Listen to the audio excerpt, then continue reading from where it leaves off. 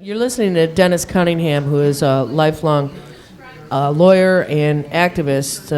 In the 60s, you were a lawyer for the Panthers, right? That's true. One of the reasons you came to Chicago this week was the showing of the Howard Hawks films series, and which actually Lisa Smith talked to Nancy Watchus about that series on this show a few weeks ago, about a month ago. And so American Revolution 2 was one of the movies shown last night, and The Murder of Fred Hampton, which was, in fact, the murder of Fred Hampton. Yes. A murder by Chicago police and the state's attorney's office. Edward Hanrahan was the planner of that. And J. Edgar Hoover, of course, oversaw lots and lots of murders of those men and women in that time, as he saw them as a big bad threat. How do we keep from allowing people to get so, I don't know what it is, removed from real life in our government as to think it's okay to set up their own people?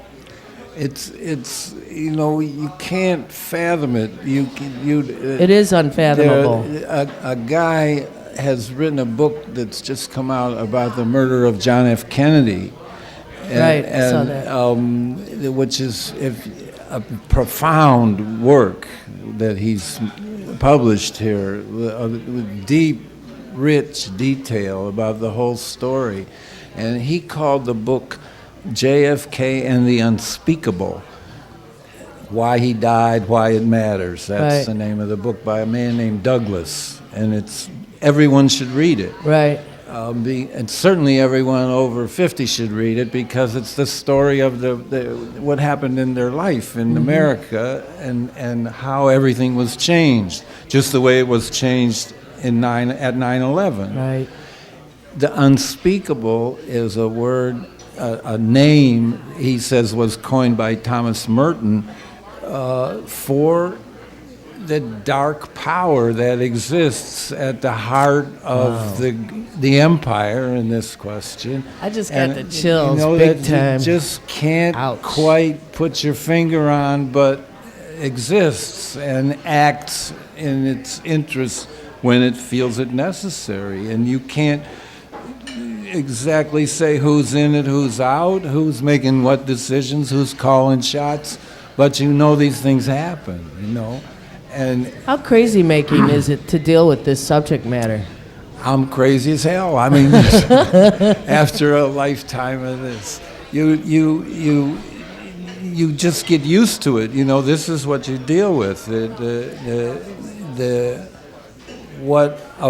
How official power can be perverted, whether it's a cop that beats you up on the street because you look at him funny, or whether it's the murder of an activist like Fred, and contrived and set up, and or something like this, 9/11 stuff, where there's a political imperative of some kind that the unspeakable power acts in response to. So even though your case deals directly just specifically with the Pentagon bombing or happening, it really throws into question everything that happened on 9/11. That's our intention, for sure. I mean, you get the greatest sense of the willful self-delusion, or the urge to embrace an explanation that is not that troubling. It's upsetting to think there are these enemies of America who hate our freedoms and would attack us like that. But if you look at the pictures of the towers, you see huge explosions. I mean, you see this with your eyes. You don't see a building collapse from the force of gravity. You see a huge explosion. And then another one 28 minutes later, whatever it is. And so to accept an explanation that somehow the building melted because of a fire that was caused on one floor in order not to have to deal with the implications of the explosion that your eyes see, involves a high level of self-delusion, you know, and mass self-delusion. And you know, it's perfectly understandable. People in Germany didn't want to believe the Nazis were what they were and were doing what they were doing, so they didn't believe it, you know, or they ignored it, or they put it out of their minds.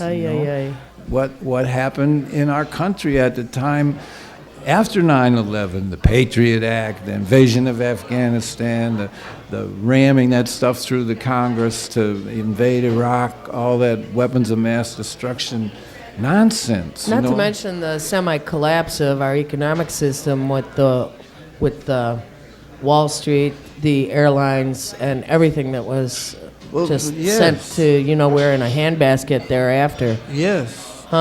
You also referred to some 85 videotapes from various surveillance cameras in and around the Pentagon, which the U.S. Department of Justice is withholding from disclosure under the FOI, Freedom of Information Act. So we don't know what they show or what they do not show. They've released 2 little pieces of videotape from 2 cameras that have both pretty much the same angle across the front of the building. And there are said to be 85 more tapes. And there are stories, you know, there's a gas station over here, there's a Virginia Transportation Department, you know, observation cameras. Sure. There's a hotel with it's cameras. Washington. There's a ton of cameras. And people, you know, the guy in the gas station says 20 minutes after the explosion, the FBI was there and took the tape, you know, and collected all the tapes, evidently. And there's been apparently a FOI, somebody's effort to get a hold of the tapes, and they said no, they're exempt from disclosure. So why would they be exempt, and what do they show or not show? Right. You know,